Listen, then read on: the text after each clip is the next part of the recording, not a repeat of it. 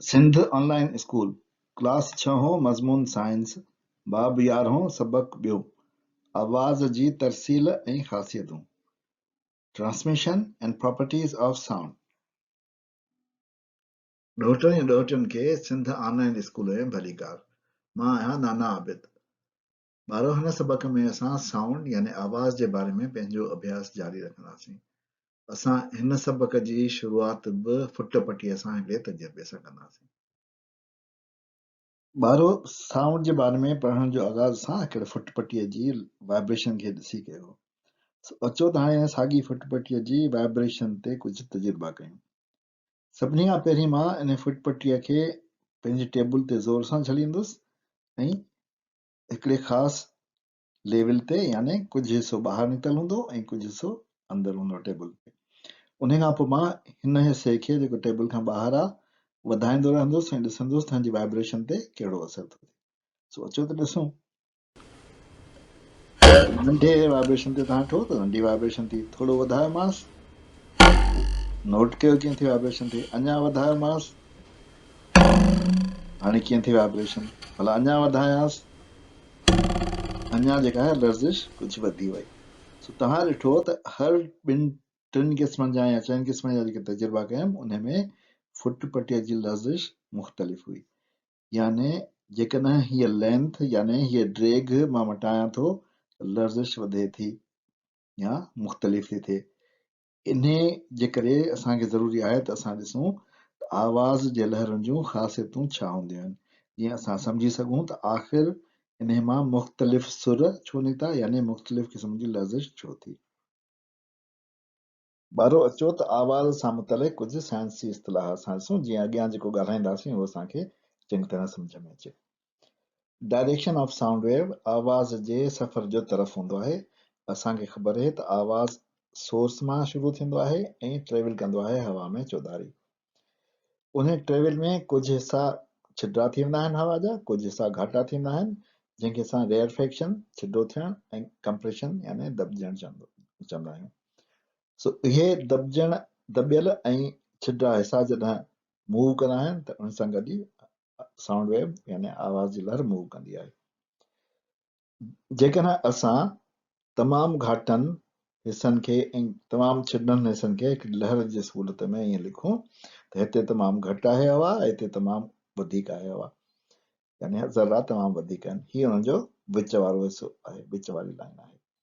सो इन खे जेकॾहिं असां हिन सूरत में ठाहींदासीं त असांखे ख़बर पवंदी हिन में चोटी बि आहे यानी क्रेस्ट आहे ऐं खही बि आहे यानी रफ बि आहे।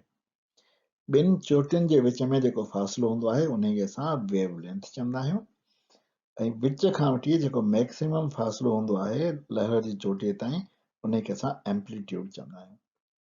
सो हाणे असां छा ॾिठो त लहर जी ड्रेग छा आहे, एम्पलीट्यूड छा आहे ऐं उहो ॿिनि चोटियुनि जे विच में कीअं ठहंदी आहे लहर जी ड्रेग।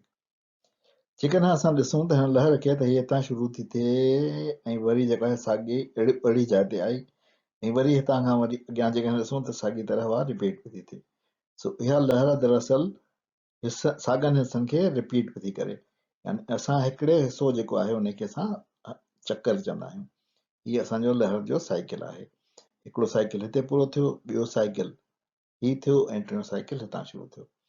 सो इहे असांजा लहर जा साइकिल्स आहिनि ऐं लहर हिकिड़े सेकंड में केतिरा साइकिल्स करे थी उन खे असां लहर जी फ्रीक्वेंसी चवंदा आहियूं।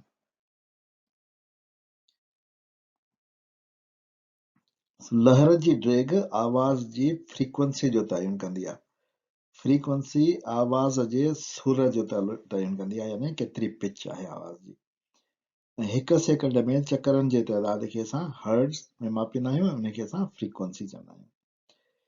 इंसान जो कन जेको आहे उहो सभु फ्रीक्वेंसीज़ कोन ॿुधी सघंदो आहे, हुनजी हिकिड़ी लिमिट आहे। यानी जेकॾहिं फ्रीक्वेंसी 20 हर्ट्ज़ खां वठी 20 किलो हर्ट्ज़ यानी 20,000 हर्ट्ज़ ताईं हूंदी त असां उन आवाज़ खे ॿुधी सघंदासीं। यानी जेकॾहिं लहर हिकिड़े सेकंड में 20 चकरनि खां वठी 20,000 चकर कंदी त असां उन आवाज़ खे ॿुधी सघंदासीं। पर उन खां घटि चकरनि वारो आवाज़ बि असां कोन ॿुधी सघंदासीं, उन खां वधीक चकरनि वारो यानी फ्रीक्वेंसी वारो आवाज़ बि कोन ॿुधी सघंदासीं।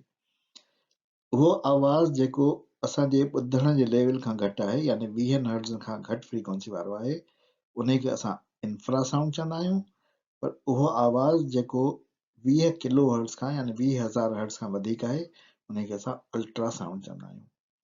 हाथी इंफ्रासाउंड ॿुधी सघंदा आहिनि ऐं चमड़ा अल्ट्रासाउंड ॿुधी सघंदा आहिनि। एम्पलीट्यूड आवाज़ जे ज़ोर जो तइन कंदी आहे, यानी लाउडनेस या फोर्स उन जो तइन कंदी आहे त केतिरो आवाज़ लाउड आहे ऐं केतिरो उन में ज़ोर आहे। असां आवाज़ जो ज़ोर डेसिबेल में मापींदा आहियूं। डेसिबेल स्केल में जेका तव्हां ॾिसो त असांखे 2 डेसिमल त ज़ाहिर आहे कुझु कोन ॿुधण में ईंदो, पर असां जेको साहु खणंदा आहियूं उन में जेको आवाज़ निकिरंदो आहे आम तौर ते साहु खणण में उहो 10 डेसिबल जो हूंदो आहे। जेकॾहिं पन सुकल पन हवा ते सुरसुर कंदा आहिनि त उहा 20 डेसिबल हूंदी आहे। असां पाण में जेको कन फुस कंदा आहियूं न, उन में जेको आहे उहो 30 डेसिबल जो आवाज़ निकिरंदो आहे। असांजे घर में जेको फ्रिज हलंदो आहे त उन जो आवाज़ 40 डेसिबल हूंदो आहे। जॾहिं मींहुं पवंदो आहे त उहो तक़रीबन 50 डेसिबल जो आवाज़ हूंदो आहे। असां आम तौर ते जेको ॻाल्हाईंदा आहियूं उहो तक़रीबन 60 डेसिबल जी आवाज़ में ॻाल्हाईंदा आहियूं। शहर में जेका ट्रैफिक हूंदी आहे या गाॾियुनि जो जेको गोड़ हूंदो आहे उहो 70 डेसिबल ते हूंदो आहे। ट्रक जो आवाज़ पर जेको आहे उहो 80 डेसिबल ते हूंदो आहे। घर में जेको हेयर ड्रायर इस्तेमालु थींदो आहे वार सुकाइण लाइ उहो 90 डेसिबल जी असांखे आवाज़ जो ज़ोर ॾींदो आहे। हेलीकॉप्टर जो आवाज़ 100 डेसिबल हूंदो आहे। जेको असां तूतारा वॼाईंदा आहियूं उन्हनि तूतारनि जो आवाज़ 110 डेसिबल हूंदो आहे। पुलिस सायरन 120 डेसिबल जो तक़रीबन आवाज़ ईंदी आहे ऐं जेट जहाज़ जी इंजन 130 डेसिबल ईंदी आहे। ऐं जेके फटाका फोड़ींदा आहियूं असां जेके ईद बरात में शालो कंदा आहियूं ऐं फटाका छोड़ींदा आहियूं ईद बरात ते, उहे 140 डेसिबल ॾींदा आहिनि। ऐं 140 डेसिबल खां वधीक जेको आवाज़ आहे उहो असांजे कननि लाइ ख़तरनाक आहे, छो त उन खां पोइ कननि में सूर पवंदो आहे। तव्हां ॿुधो हूंदो न सिंधी में चवंदा आहिनि केतिरो ज़ोर सां थो ॻाल्हाए कन फाटी पवंदा। सो वाकई कन फाटी पवंदा आहिनि। जेकॾहिं मुसलसल काफ़ी अरसे ताईं असां 140 डेसिबल खां वधीक आवाज़ ॿुधूं या जेकॾहिं सम्झो त 110 डेसिबल वारो आवाज़ बि मुसलसल ॿुधूं असांजा कन जेके आहिनि उन्हनि में नुक़सानु पवंदो। असांजे कन जा जीव घरड़ा मरण शुरू थींदा ऐं असां ॿुधण खां आजाब थी सघूं था। ॿारहो हाणे असां इहो त सम्झी वियासीं त वाइब्रेशन सां साउंड जनरेट थो थिए ऐं उहा वाइब्रेशन जॾहिं ट्रेवल थी करे यानी सफ़र थी करे असांजे कन ताईं या कंहिं ॿिए अहिड़े ज़रिए ताईं जेको उन वाइब्रेशन खे महसूस करे सघे त उन सूरत में कंप्रेशन ऐं रेफ्लेक्शन जा जेके तह था थियनि उन्हनि सां ई उहा वाइब्रेशन मूव थी करे ऐं उहा असांजी हवा घणो करे उनखे ॾींदी आहे। पर जेकॾहिं हवा न हुजे त पोइ छा थींदो? पोइ कहिड़ी शइ में कंप्रेशन ऐं रेफ्लेक्शन थींदी? जेकॾहिं कुझु बि न हुजे, बिल्कुलु ख़ला हुजे, पोइ त का शइ आहे ई कोन न, पोइ न को थींदी रेफ्लेक्शन न को थींदी कंप्रेशन। इन जो मतिलबु त हिते जेका वाइब्रेशन जनरेट थी उहा असांजे कन ताईं कोन पहुची सघंदी या ॿिए कंहिं शइ ताईं जीअं माइक्रोफोन थियो उन ताईं कोन पहुचंदी। उन जे करे इहो आवाज़ ट्रेवल कोन कंदो या वाइब्रेशन ट्रेवल कोन कंदी ऐं असांखे आवाज़ ॿुधण में कोन ईंदो। पर भला जेकॾहिं ॿियो को मादो हुजे जीअं लिक्विड थी यानी पाण्यार थी, को नारो मादो थियो, काठी थी, लोहो थियो, त पोइ छा थींदो? अचो त ॾिसूं। सो हाणे अचो त ॾिसूं त मुख़्तलिफ़ वसीलनि मां आवाज़ जो लंघण कीअं थो थिए। असांखे ख़बर आहे त हवा जेका आहे उहा लर्ज़िश कंदी आहे। सो जेकॾहिं हवा लर्ज़िश कंदी आहे उन में आवाज़ ईंदो। बिल्कुलु सही ॻाल्हि आहे, हवा में आवाज़ ईंदो आहे, हवा में आवाज़ थिए थो। असांखे ख़बर आहे त पाणी जेको आहे उहो बि लर्ज़िश कंदो आहे, उहो मादो आहे, उनजे करे पाणीअ मां बि आवाज़ जूं लहरूं लंघनि थियूं ऐं पाणीअ में बि आवाज़ ॿुधण में अचे थो ऐं आवाज़ थिए। पर खिला में त कुझु बि कोन्हे, लर्ज़िश करण लाइ त कुझु बि कोन्हे। सो उनजे करे खिला में कंहिं बि क़िस्म जी लर्ज़िश कोन थी थिए। उनजे करे नो साउंड इन वैक्यूम। हवा खिला में आवाज़ पैदा कोन थो थिए।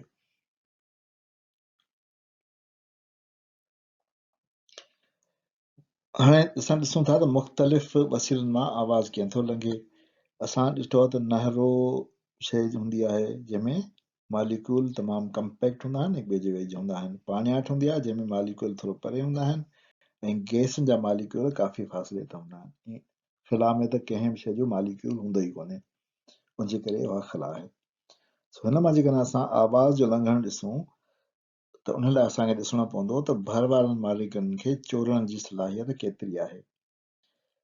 सो असां ॾिसंदासीं त हिन में नहरी शइ में मालिक्यूल वेझो वेझो आहिनि, उन करे भर वारनि मालिक्यूलनि खे चोरणु तमामु सवलो आहे। पाणियाठ में बि वेझो आहिनि मालिक्यूल, उन करे सवलो आहे। गैस में थोरो परे आहिनि, उन करे थोरो ॾुखियो आहे।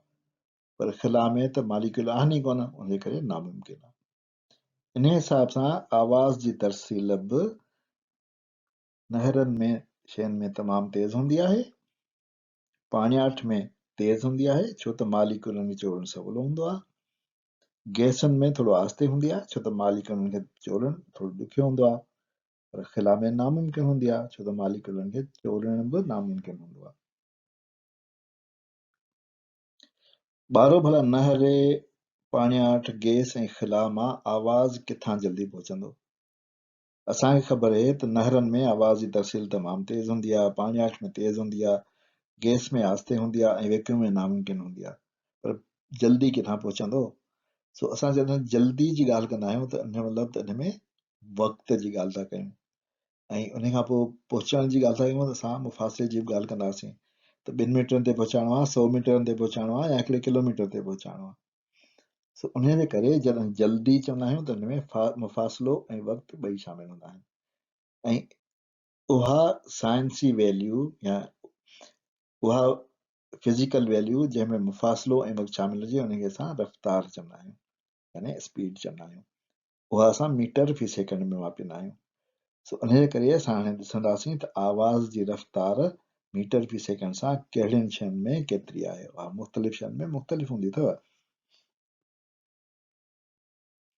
हिन चार्ट में तव्हां ॾिसंदो त मुख़्तलिफ़ वसीलनि मां आवाज़ जी रफ़्तार मीटर फी सेकेंड में केतिरी आहे। जेकॾहिं असां गैस में ॾिठूं त ऑक्सीजन में 316 मीटर हिकिड़े सेकेंड में हलंदी आहे, हवा में 2 डिग्री सेंटीग्रेड ते, छो त हवा जे गर्मीअ जे दर्जे ते बि दारोमदार हूंदो आहे आवाज़ जी रफ़्तार जो।